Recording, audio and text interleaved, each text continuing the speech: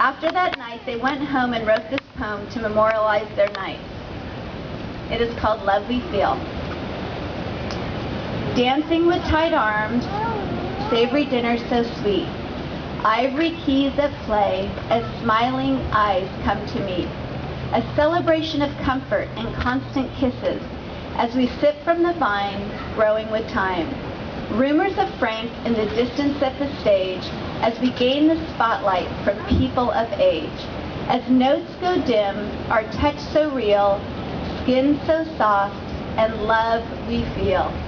Unbelievable!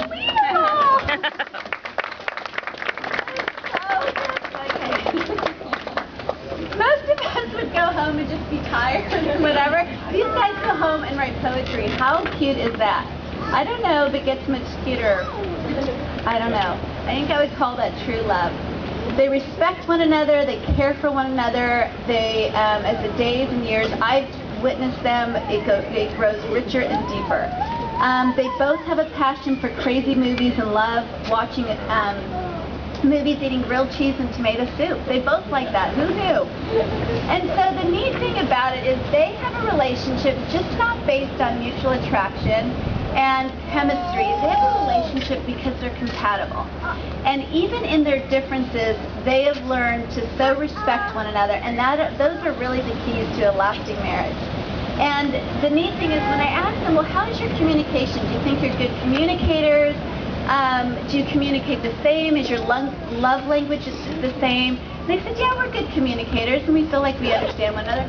But the neat thing is, they said, we don't even know how to describe it. Our communication is so connected and on such a deep level, we don't even need words. And in fact, it's like a deaf person. They said they couldn't describe it. It's like a deaf person who can't hear the music of deaf, but feels the bass. And because of the vibration, can hear the song. And I just thought, oh my gosh, who are you two? But that's how they describe their communication. So I think that they are a pretty compatible match. So they've traveled together, they've skied together, they live together, and now let's top it off, they work together. And Alex and Kate have always been entrepreneurs, and Alex has had a couple different businesses, Kate has had different businesses, and they have a passion for that. They're both creative in their poetry, they're both hardworking, they both want to have their own business, and so what's amazing about it, they stumbled on an idea that they're both passionate about. It wasn't Alex's idea and Kate's just going along to be a good sport. It wasn't Kate's idea and Alex was just kind of saying, okay, I'll do it for you, honey. They have this new company called Sweet Sweat that is a sweet sweat spa, and they're both passionate about it. And so now it's only been open 7 months, and it's hugely successful. They're both just excited about it. So they get to work together, they're building a bright future together, and a very successful business. And that's just such a blessing. Okay, is that a pretty incredible love story? I think that would be good. But you know what? I have a topper. I think you're all going to need a handkerchief or Kleenex. When I asked Alex, Alex said to me, so do you realize that Kate and I are both almost 40 and we've never been married? And when you look at them, that would be surprising. Very attractive. Obviously, they've had options. They've had relationships and been in love. Very friendly, outgoing. So it's not for a lack of not having choices or being in good relationships.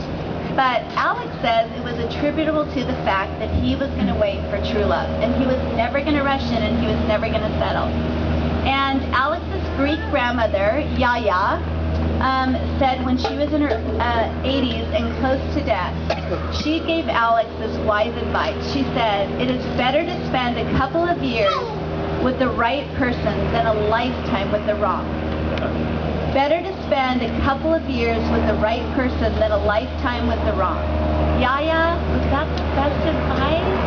And so Kate and Alex didn't settle, and they waited for true love, and so this is just an unbelievable celebration of a love that a wedding is a celebration. It's a legal and public union of these two hearts coming together.